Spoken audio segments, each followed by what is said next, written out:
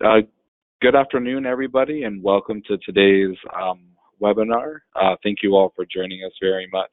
Today's webinar is a Native Farm Bill Coalition and us at the Indigenous Food and Agriculture Initiative webinar to look at an overview of the interim final rule regarding industrial hemp production.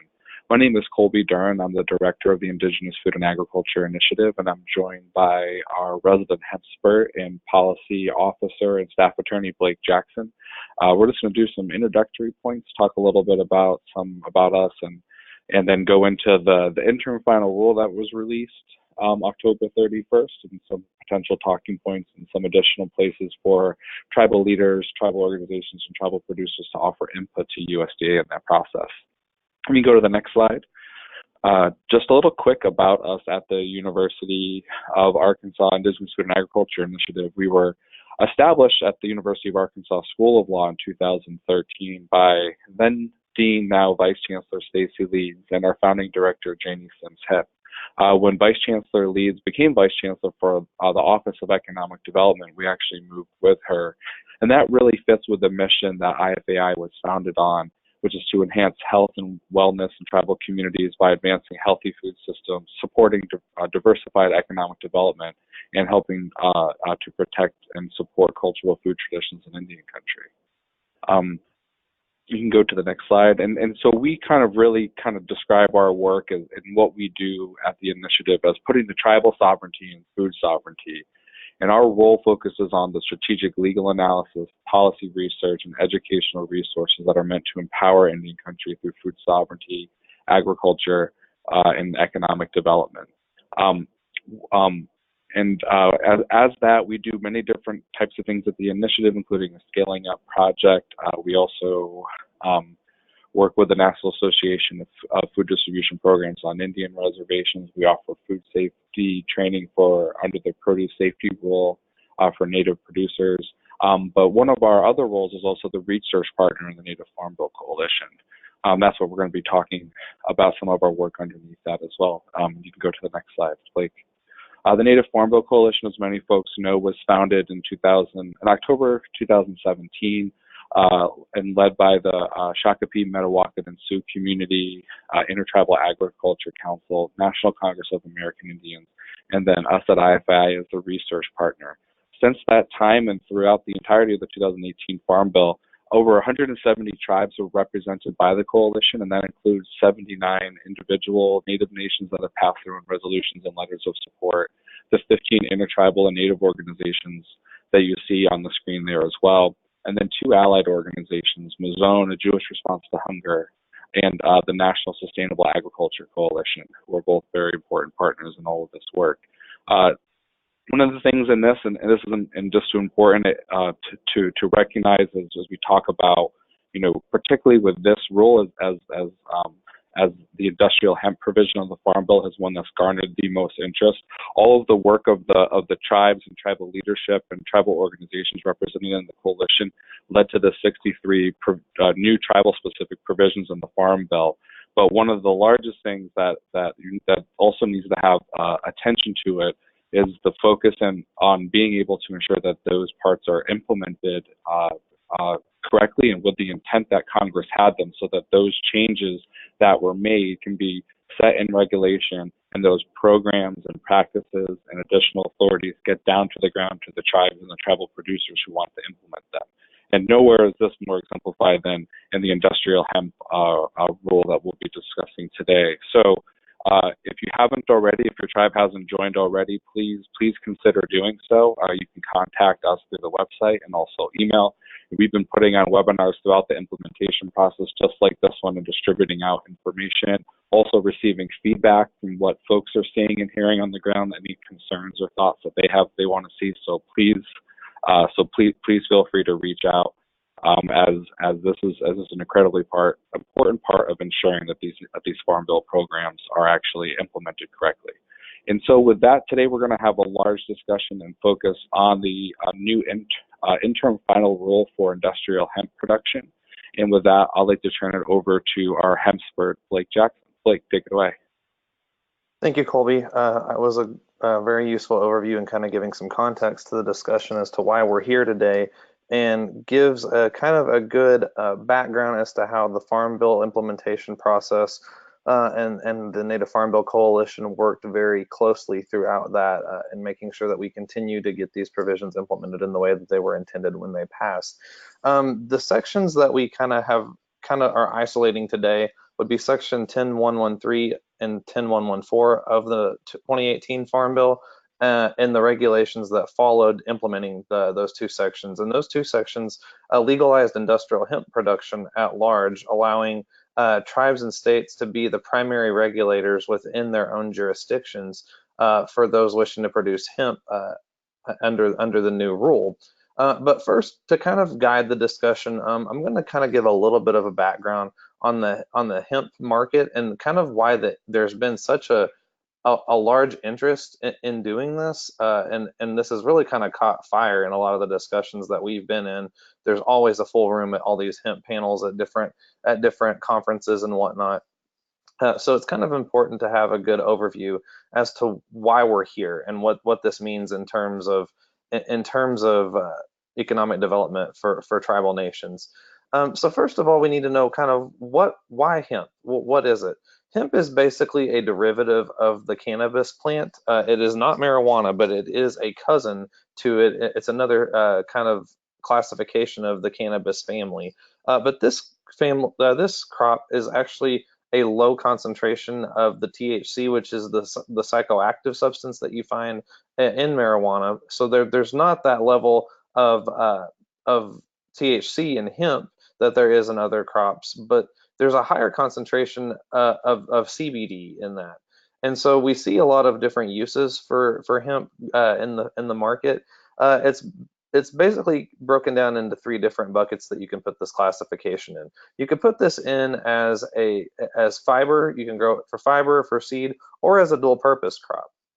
And the reason that it has such a very wide array of interest throughout Indian country is the fact that there is a huge market for this globally of about 25,000 products, going all the way from industrial uses, fiber, seeds, oil, food, fuel, etc. The most recent statistics that we've received from the Hemp Business Journal have estimated that 2017 U.S. hemp sales were at $820 million, and Canada being the largest supplier of hemp to the United States, accounting for as much as 90%. Because other than the 2014 Farm Bill authorities, which allowed for one to grow hemp under a research pilot program, in association with a state department of agriculture or a higher institution of education, if it was legal under state law. Other than that, hemp has been previously classified as a Schedule I substance, being kind of wrapped into that overall statutory definition of marijuana. So we don't have a lot of statistics or research to back up the domestic market because, frankly, the market didn't exist until we recently have seen kind of a change in the political winds, and we've seen the policy change to support this new pathway. To kind of build on some of the discussion here, you can see the versatility of this crop, basically breaking down into the different pieces that you have with the bast fibers, herds, leaves, seeds, the seed cake, cell fluid, whole plant, branch tips, and leaves. I'm not going to go into all of the details of here, but you can see that it's a very versatile crop and that you can use a lot of different pieces of the crop for different products, kind of going back to that 25,000 different hemp products on the market right now. This just kind of gives you a visual as to the different things that you can dive into with this crop in this new industry. Looking at kind of the economic forecasting here, we see annual product sales of a Farm Bureau estimate that was released from the Hemp Business Journal at 820 million, and you could see that it's projected to continue growing through what we've seen all the way past $2 billion is what it's basically looking at by 2022 based on these projections. Some of the largest classifications of the different sales categories here that you'll see a lot kind of center on the CBD oils, the personal care products, and the industrial applications, and for food. So a big piece of this pie here kind of comes from those market shares that you see people talking about a lot in terms of growing this for industrial uses. So just kind of looking at that, that kind of gives us some context for our discussion going forward. But how did we get here? So we have the 2018 Farm Bill that legalized industrial hemp. If the crop produced had 0.3% or less of a concentration of THC. Now, THC is that psychoactive substance we talked about in marijuana that has been linked to it being a Schedule 1 substance. But Congress has stepped in the Farm Bill and said, well, if there is a breed of cannabis for hemp and it's got less than 0.3% of THC, we're not going to classify that as marijuana. We're going to classify that now as hemp. So that's no longer included in the statutory definition of marijuana. Therefore, it's not illegal under the Controlled Substances Act. We see that being legalized subject to a few conditions. You have to produce it under tribal and state plan that has been approved by the USDA, allowing the tribes and states of their respective jurisdictions to self-regulate, develop, and expand hemp production. The 2018 Farm Bill authorizes technical assistance to tribes and the states for drafting up their plans and submitting them to USDA for approval to assume that regulatory authority. And it requires that states and tribes permit the transportation of hemp through their jurisdictions if it was lawfully produced under an approved tribal or state plan. So a good example of that, just to kind of illustrate to you what that would mean. So we are currently the Indigenous Food and Agriculture Initiative. We're situated in the state of Arkansas. So if Arkansas said we don't like hemp, we're not going that direction politically, we are not going to allow that. But it was legal in the state of Oklahoma. Oklahoma had put forth its own plan for you to produce hemp, and that plan was approved by the USDA. And that person in Oklahoma wanted to drive a shipment to Mississippi, which would require going straight through Arkansas and I-40. An Arkansas cop could not pull you over so long as the hemp was legally produced at its point of origin, which would be Oklahoma. We see some interstate commerce protections of the federal government stepping in and saying, no, this is an important new industry and we're going to allow the free commerce and the free shipment of this product across state and tribal lines, so long as it was produced at its point of origin under one of those tribal or state authorized plans, or under a USDA plan in the event that a tribe or state doesn't step in and want to regulate that under their own. We also see under the 2018 Farm Bill, the hemp is now a commodity eligible for federal crop insurance. We're not going to really get into the crop insurance discussion on today's webinar, but just know that it's allowed as part of a whole farm revenue policy under the 2020 crop year. So that's a new development that's been allowed under the 2018 Farm Bill and subsequent legislation. So the reason we're here today is to talk about the next step. You know, we've talked about the Farm Bill, but as we know, with every law that is on the books, there's also an administrative side to that. That's where the administrative agency steps in and says, we're going to implement this, but we need some more guidance and we need to develop our own rules on how we're going to do this. We kind of have the larger umbrella that legalized this from Congress in terms of the law, but we need some regulations to kind of carve that pathway forward and make sure that we kind of know the technical specifics on how this is going to work and how we're going to regulate it with our congressional authorization. And so that's what happened here, is that the USDA Agricultural Marketing Service released what we call an interim final rule on industrial hemp production. And what this means is that they put this rule out, being that it's kind of a stopgap for now. It's a rule that's in place, it's active, it's regulating this industry and everything, but meaning that it's interim means they want to hear feedback on this. They want us to read this and think, what do we have that we would like to see done differently as industry actors, as participants in this market. So that's why they made it an interim rule. So this rule was actually made public in the Federal Register on October 31st, 2019, and it became effective immediately when it was published. Now, the USDA is taking comments to look through the rule and to kind of read and to see what you like, what you don't like, and you could, maybe some things that may be a little bit challenging for you in entering this business. Those are things that you might want to bring to USDA's attention before that December 30th deadline, so that they can take that into consideration. And what they do is they take those comments and then they go forward and draft what we call a final rule, which means there's no more comments being taken in. There's no more, ongoing intake from the agency. They've taken all the feedback they've gotten throughout that window of October 31st through December 30th, and drafted what we have a final rule that's going to stay on the books to regulate this industry. So you'll see throughout this presentation the abbreviation IFR. That's just for interim final rule, meaning the regulation that's out there now. This regulation is supposed to sunset after 2 years, meaning that it gives the USDA time to go through and take all those comments that you submit and basically use those to kind of craft and change some things in the final rule that they will release in 2 years. But this gives them a little bit of a time and kind of allows for a placeholder until they get everything they want for that final rule. They have recently released that they're using this 2020 growing season this next year as a test drive to see what adjustments are needed logistically and how this operates, because this is brand new for everyone. This is a brand new market, as it was previously illegal. So there's a lot of things that they're still trying to work out on their end too. So under this new rule, we see that tribes have exclusive jurisdiction to regulate hemp production in their territories. And there was a little bit of confusion on this in the Farm Bill, because obviously we know where state lines are at because they have those exterior boundaries. But there was some confusion in the Farm Bill about where does tribal jurisdiction lie, because all that was said in the Farm Bill was that the tribal jurisdiction extends to the territory of an Indian tribe, and it didn't have any statutory definition for that. Well, USDA has stepped in as part of the rulemaking process and said that this is Indian country.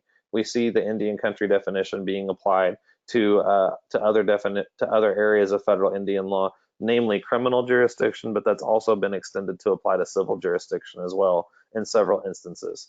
So tribal jurisdiction, if you see anything relating to criminal jurisdiction, that the jurisdiction to regulate industrial hemp for a tribe extends so far as that Indian country definition under the federal criminal code.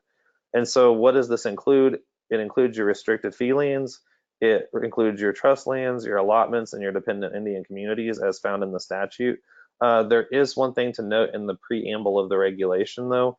If there is tribal land that does not fall within that definition of Indian country, one of which is Alaska tribal villages, based on some Supreme Court precedent, that does not qualify for for one of the Alaska Native villages to regulate its own hemp production, because that doesn't classify as Indian country.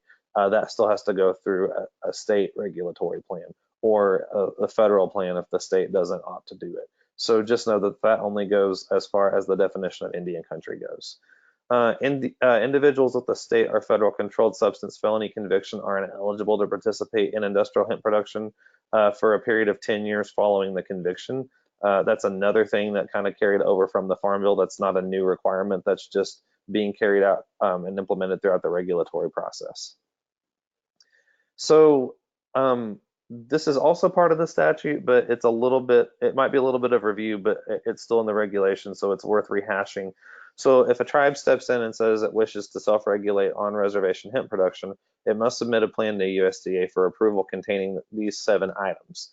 And these are also laid out in the Farm Bill, but they have a little bit more description to them in the regulation. So this is also what you can consider a roadmap for the rest of this presentation, because what we'll do is we'll go through each of these 7 items and kind of provide a little bit more of a description as to what the regulation requires for each one of these subparts. And then we'll go through and finish up with a few distinctions between the state and tribal plans.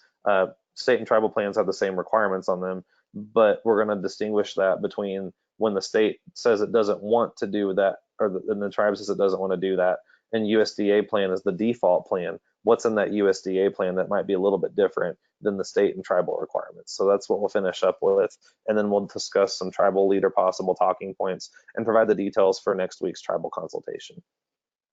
So when you submit a plan to USDA, you have to have procedures for tracking the land where hemp is grown within your jurisdiction.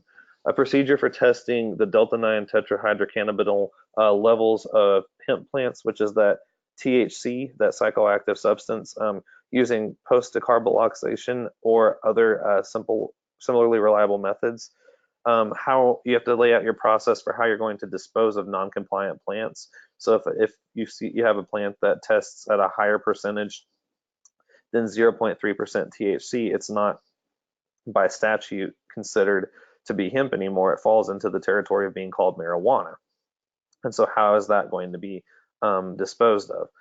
Policy for tribal regulatory enforcement and compliance with the statute. So how is the tribe going to enforce compliance with its own plan? How are annual inspections and random sampling of producers going to be conducted as far as a compliance measure?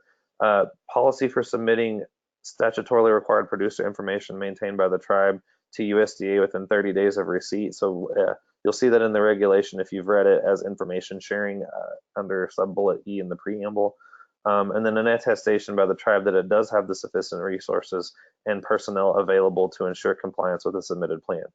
And so once you submit a plan to USDA saying this is how we intend to regulate it, subject to these requirements, the USDA must issue a decision of approval or denial within 60 days. And if no tribal plan is submitted, then the USDA default plan kicks in, and the USDA has regulatory authority over the tribe's jurisdiction. And so one thing I will say here is that these 7 requirements, guys, these are the minimum. So if you want to ratchet your plan up to be more restrictive, you can, and you can impose additional requirements, but it has to have these 7 things in it, and these are the floor, not the ceiling. So if it has these 7 things in them and it meets the regulatory requirements, USDA does have to approve them. So with that, going a little further, my slides got out of order here.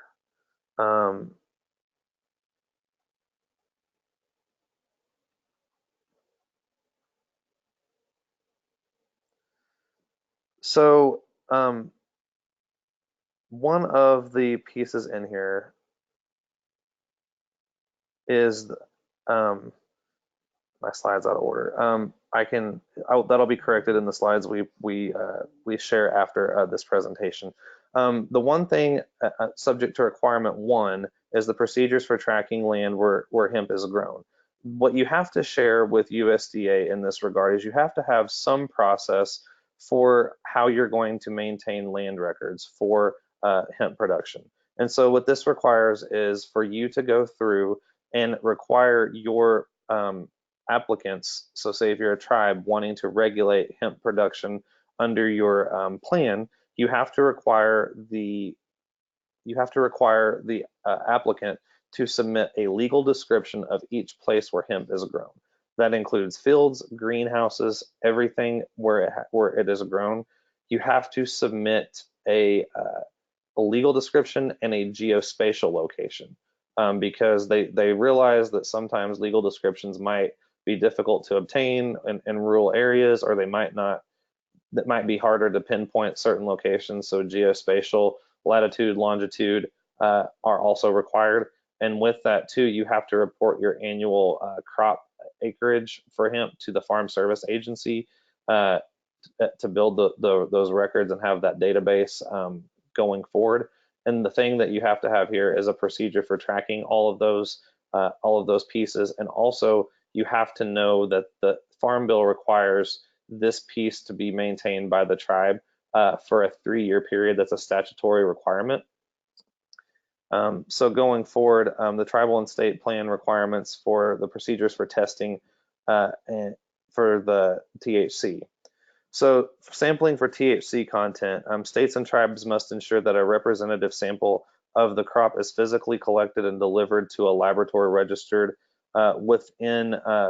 under the Drug Enforcement Agency, the DEA, which is the agency that enforces the Controlled Substances Act through its regulations. And what you must do is have a representative sample collected from the flower portion of the hemp plant. And you have to do this within 15 days of when you anticipate to harvest the crop.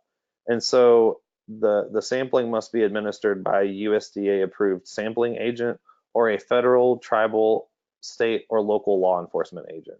And those are requirements under the reg. And the reason that we have this 15-day anticipated harvest window on here is because based upon feedback throughout the rulemaking process, and a lot of it was based upon conversations with states that were already growing under the 2014 Farm Bill, that the longer you wait, the higher the THC content will be. So if you wait too long, after 15 days, you run into issues about once the crop is harvested, it could turn into the territory of marijuana if a test were to come up.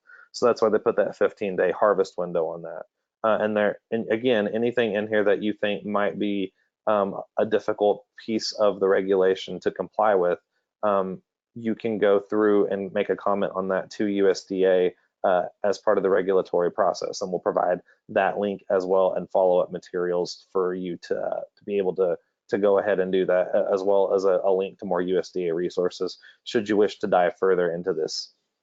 So know that you have to have the 15-day anticipated harvest window by a USDA approved sampling agent or the law enforcement agency as applicable. For testing for THC content, the test must be completed by a DEA registered laboratory. As crop testing over the 0.3% THC threshold is still classified as marijuana under the law and must be handled under DEA regulations. So the way that this works, guys, is that the Farm Bill allowed for the USDA to regulate the production of industrial hemp. It did not transfer any of the DEA authority over once it's above that 0.3% THC. So that kicks it back over into the definition of marijuana. So if there is a test that comes in over that, then there has to be kind of a safeguard in play, and that DEA registration, I don't feel like is going anywhere for the fact that the DEA regulations are going to have to be in place in case that goes over. The test results must include what we call a measurement of uncertainty to kind of account for the testing process. The measurement of uncertainty is defined in the regs as the parameter associated with the result of measurement that characterizes the dispersion of the values that could reasonably attributed to the particular quantity subject of measurement. That's the scientific definition of that. In layman's terms, I am not a scientist, so I kind of had to dive in and see what that meant kind of on the ground level, and a great deal of us probably aren't either. This essentially kind of operates as a confidence interval or a margin of error. And the example provided in the regs is if a laboratory reports a result of 0.35% THC, so that's over that 0.3%, right?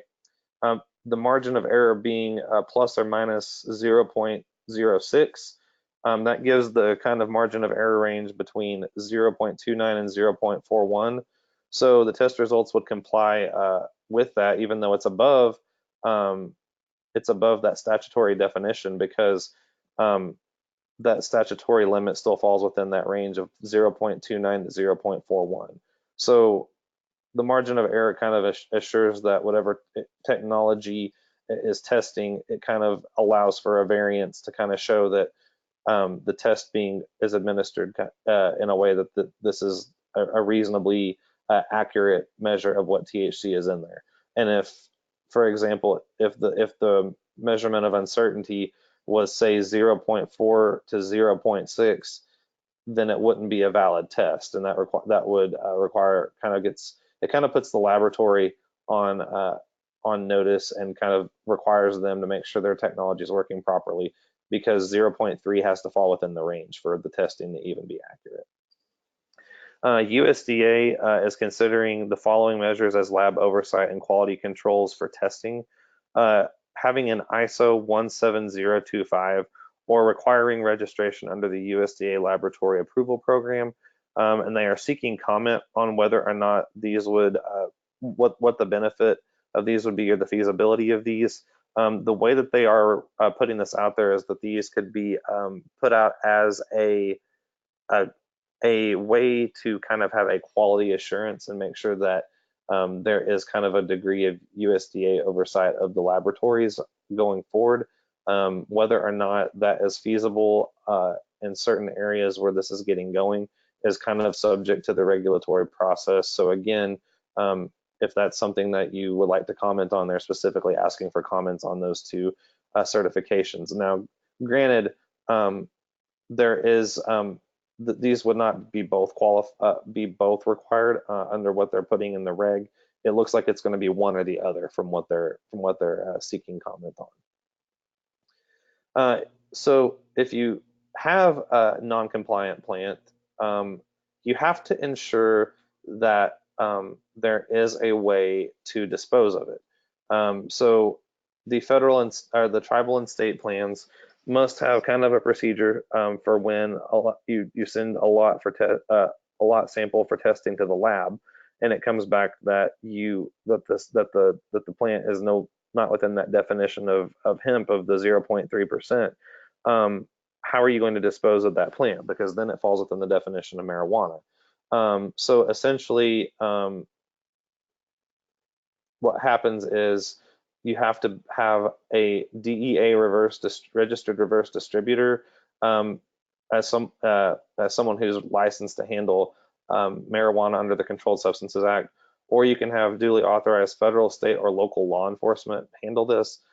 It is worth mentioning, though, that the regulation uses federal, state, and local law enforcement and does not have a placeholder for tribal in every instance, although AMS has said in webinars and listening sessions that tribal would fall in that definition of local. So that's another area in reading the reg that there is maybe some comment that might be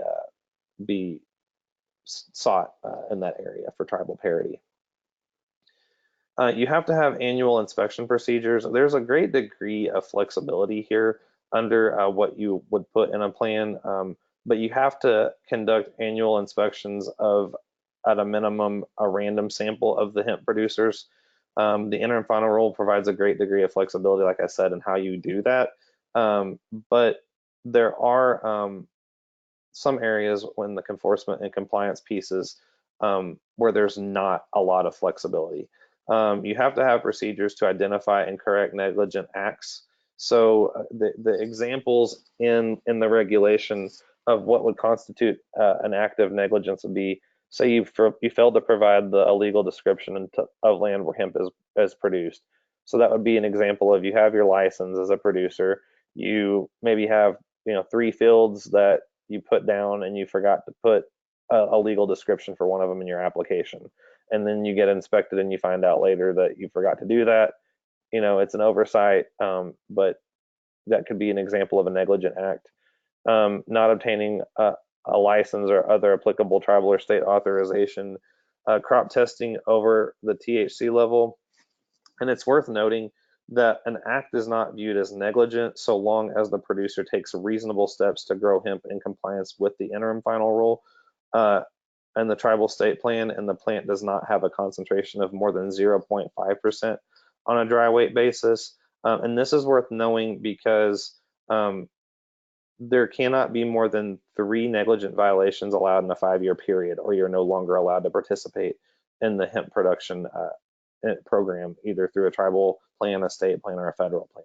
That's a statutory measure. So just know that USDA has looked at this and said, we do recognize instances where you could have done everything reasonably proper, but for some reason your THC content is still a little bit over that threshold. So long as it's not above 0.5%, you're still going to be okay in their eyes. Now, the thing that needs to be noted with that is that plant would still need to be disposed of in conformance with the Controlled Substances Act, such as with that reverse distributor, or with a law enforcement being the person to dispose of that, because that plant technically would not be in compliance. You would not be held liable in that instance, but you would still have that way that you would need to dispose of that in accordance with those plans. Again, going further, there's that prohibition we talked about with the federal or state controlled substance felony in the last 10 years. The only exception is for producers that were already growing under the 2014 Farm Bill. So if you were doing that already, you're kind of just allowed to kind of get a free pass under the way the statute was written. Tribal and state plans must require criminal history for each applicant. So if that's pretty straightforward when you have an individual that is growing, because if it was just me as an individual hemp producer, I could just say, well, here's my criminal history report along with all my other information. But it gets a little bit dicey when you have a LLC or some other business entity that is the applicant, and that's relatively common as we see in today's business environment. So what the regulation requires is that all those who are key participants in the entity must submit a criminal history report. And the examples offered here are the executives, managers, and owners with a direct or indirect financial interest. And it doesn't include, your day-to-day people such as your shift workers or your shift managers. So just know that you're thinking here, your COOs, your CEOs, your CFOs, the owner of the business, the managers of the business. If you got someone that's running multiple locations, and your executives. So those are the people that role is getting at. The information sharing procedures is that a tribal or state plan must contain procedures for reporting following information to USDA within 30 days of receipt. So again, producer name, address, telephone number, and email. And if a business entity, you have to have the full business entity's name, address of the principal business location, full name and title of the key participants, kind of going back to that definition we see above there, an email address if applicable, and the EIN number of the business to make sure that it is legitimate business that you're using here. You have to have a certification of resources. This has been consistently input throughout the whole process. All plans must certify that the state or tribe has the sufficient resources and personnel to carry out the practices and procedures in the submitted plan. The USDA approval of state and tribal plans, once USDA formally receives a plan, they have 60 days to review and either issue a decision of approval or denial. The plan submitted must be approved by USDA before it's being implemented, and that's specifically in the regulation. And sometimes we see a deemed approved language in other regulatory areas of federal Indian law, and that's kind of designed in some areas to put the onus on the agency to issue a decision, because if they don't, then it's just going to basically say, well, we didn't get a response back from you guys, so no response is deemed an approval in some instances in other areas. That is not the case with industrial hemp production and USDA.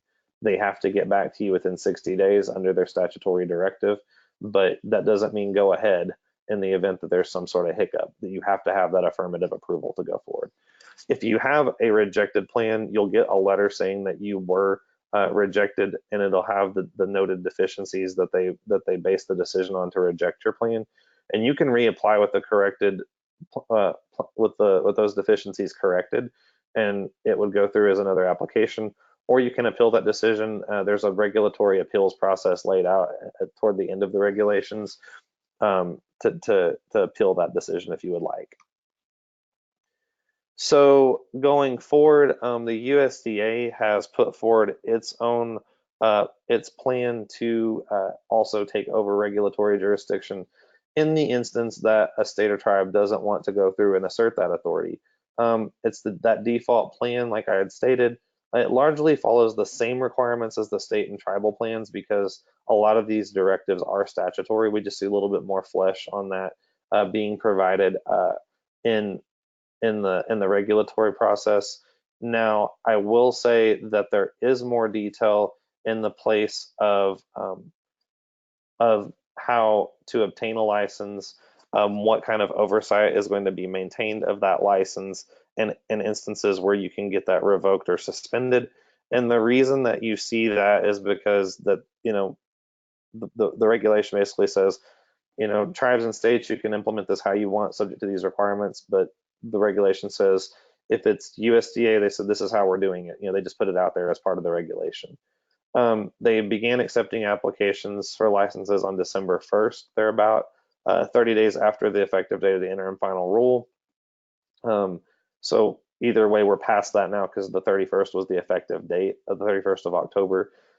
Applications may be submitted at any time during the first year after the USDA begins accepting applications, and thereafter, applications will only be accepted from August 1st through 31st of each year, and you must reapply for the license every 3 years. So there's instances where your license under a USDA plan can be suspended or revoked. So you might have your license suspended in the event that USDA gets some sort of credible information that you have engaged in conduct violating provisions of the interim final rule, or you have failed to comply with a written order regarding a negligent violation of the interim rule. Basically, what this means is that if you have been found to be negligent of some way, and they've issued you a corrective action on how that you should go forward and fix that, and you've ignored that, that would be your a ground for suspending your license. you might have your license suspended for a year, and you would have to go and under a corrective action as a possibility of restoring that license. So just know that there is a little bit of uh, of an issue there if you don't follow the corrective action or the order you're given after a negligent violation or any other violation of the interim final rule. Your license can be revoked immediately. Actually, it's a shall, not a may. It will be revoked immediately in the event that you plead guilty or are convicted of a controlled substance felony. If they find out that you have made any false statement regarding the information in the required by the interim final rule to USDA, and you did so with the mental state greater than negligence, basically meaning that you just didn't, it wasn't just an oversight, you actually intended to make that decision, and you straight up lied to the agency. And there was found, or you might have been found to be growing cannabis exceeding that THC level with a mental state greater than negligence, or you violated the USDA hemp plan more than 3 times in a 5-year period, and with negligent mental state. So kind of a takeaway here, guys, is if you have 3 negligent violations or less under a tribal plan, a state plan, or the USDA plan, you're okay. But when you hit that 3rd violation, that's when they take away your license, or that's when the tribe or state's required to step in and take away your license. So just know that that's kind of the piece to hit home here. So we have an upcoming tribal consultation, and these are some coalition provided talking points for tribal leaders to maybe consider going forward in this consultation. One is that we have legalization of industrial hemp, creating this newfound pathway for economic development. And as we know, there is a direct federal interest in supporting tribal economic development and self-sufficiency in Indian country. And so to kind of preserve these interests going forward, it would be helpful for USDA to put forward kind of an analysis of, based on the Farm Bill, that there is an express preemption because the federal government has stepped in and said this is an area that an industry we are heavily regulating. Yes, tribes and states, you can regulate it, but you are doing so subject to that delegated federal oversight with having that plan approved and requiring certain things to be in that plan. And because there is so much federal regulation in this area, that there's not extra room for a tribe to be subject to outside regulation from a state or local civil regulatory authority, because we don't want that sort of regulation posing some sort of barrier to economic development in Indian country, because there is a lot of express language in the Farm Bill that this is the sole area of USDA, that this that you know the Congress, there's managers language in the Farm Bill recognizing that this is specifically that there might be limits within a tribal border or a state border to their own hemp production program, but that there's nothing recognizing that authority beyond your own ability to regulate your own industry. So we've seen an analysis done like that in the Hearth Act regulations. What in the legal profession is known as a Bracker analysis. So having USDA kind of take the charge on doing that would kind of ensure that we have that economic development interest realized in Indian country. Tribal parity. Again, we see several instances of federal, state, and local law enforcement in the vital roles they play, but there's not consistent recognition of tribal law enforcement as a recognized entity. And so making sure that throughout the Farm Bill that every instance to federal, state, and throughout the regulation that every instance to federal, state, and local law enforcement is followed with the instance of tribal, recognizing that tribal law enforcement must play a vital role here, and making sure that the congressional intent is followed through, and making sure that tribes have that direct involvement with their legal authorities and law enforcement as well, that their state and federal and local counterparts enjoy under the rule. The harvest window, again, we talked about that 15-day post-sample harvest window that was developed to account for, there's different things that can trigger a higher THC account, and that could be something with your climate, your weather, some sort of logistical delay. But there needs to be some further guidance in what might happen here if first there might be some unforeseen weather or logistical issue that might make it impractical or impossible to harvest within 15 days following a sample being collected. So a good example here would be if you go through and you send off your sample, and then you're about to harvest and your fields get flooded and you get nothing but rain. How are you supposed to harvest within 15 days if the weather is making it impossible for you to get out in the field and harvest, right? So there needs to be some additional guidance or some additional leeway on what you can do in the instance of this, so you don't lose your entire investment in this industry. So having USDA allow for extended harvest windows in submitted tribal and state plans, so that there's not this administrative uncertainty causing some producer to lose their investment, because this is a very capital heavy industry. The measurement of uncertainty requirement kind of provides that level of consistency, and provides some sort of assurances for those that are invested in industrial hemp production, but there's not a great degree of guidance on how this baseline measurement is calculated by each testing laboratory, because it could vary depending on testing technology with each one. So kind of having a little bit more of an explanation and some more examples as to what this means, would be useful for those looking to enter this industry as well. We see that the laboratory certifications that we talked about USDA looking at having laboratory approval, lab certification, or an ISO 17025 for quality assurance measures. That might be an unnecessary barrier for industry development, and that could be even more true in rural and the remote parts of Indian country, where there might not be a laboratory nearby that would meet these existing criteria. So basically allowing tribal and state plans to regulate the certifications of their own labs in a way that kind of maintains integrity to this process, while also remaining kind of cognizant of like the economic development profile for each regulated jurisdiction. So simply basically saying, we recognize that all jurisdictions are different. Tribes and states, you're in the best positions to regulate this because you know your government and your constituencies. So basically having that ability to have that flexibility would allow to make sure that that these additional certifications and accreditations don't cause some sort of economic development hurdle for those trying to enter this industry. And also allowing, having some sort of research as to what is the least cost option and among these accreditations and others, so that the most feasible options could be achieved if this were concluded in the final rule. We talk about that key participant being a requirement. So when you submit your application for a license under this plan, the federal plan, but also that you're required to do so with the federal or the tribal or state plan.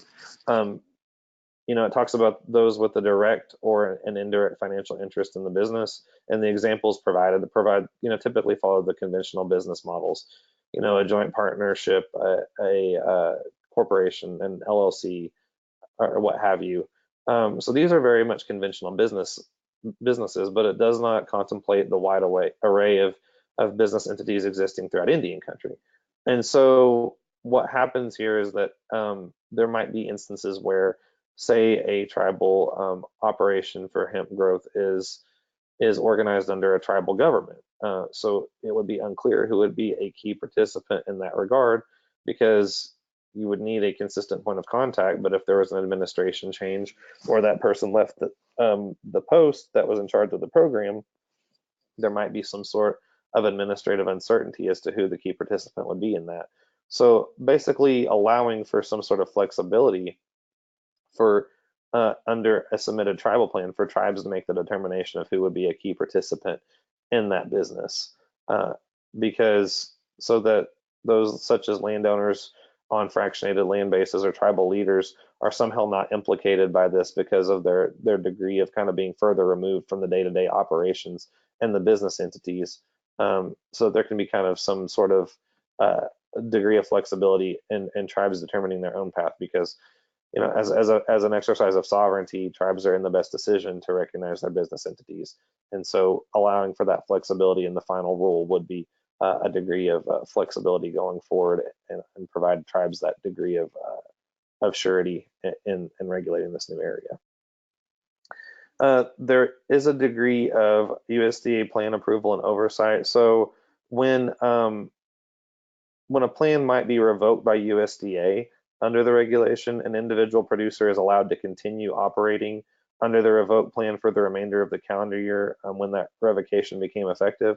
So this happens when maybe a plan's not being complied with and a state or tribe's not doing its due diligence to make sure its plan is being operated with, and USDA comes in and yanks the plan's approval.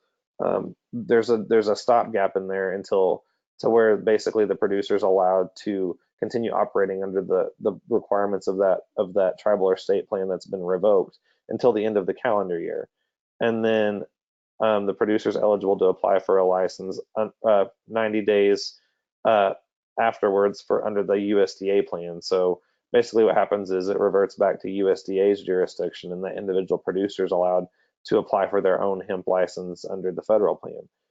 This flexibility is good because it doesn't interrupt the livelihood of individual producers, but this could also be problematic if a tribal or state plan were revoked late in the calendar year. So, for example, if you had a revocation in December and you were allowed to work under the remainder of the calendar year on that revoked plan, what was in that tribal plan that was previously, that was pulled, that would be a 30-day window, right? Well, the thing is, following that, you have 90 days to apply for a federal license, but what happens if for some reason there's a little bit of bleed over and you don't get your federal license until February? You're kind of in this regulatory gap of in between being under a federal plan and under that revoked tribal plan. So kind of having a degree of certainty in that if you apply for a license under a USDA plan, allow you to continue operating under that revoked state or tribal plan until you receive that federal license would kind of allow that regulatory gap not to occur. So those are just kind of some brief talking points. There is an upcoming USDA AMS tribal hemp consultation. The Agricultural Marketing Service is the agency within USDA overseeing the hemp program. The consultation takes place on December 11th from 5 p.m. to 7 p.m. Pacific Standard Time. It's at the Hard Rock Hotel and Casino with the address listed here in the Artist Hall G. If you would like to attend this, you have to RSVP to Tribal Relations at USDA.gov with your name, your tribal organization, your title within the tribe, your city, state, your phone number, whether or not you're attending, and the issues that you are interested in.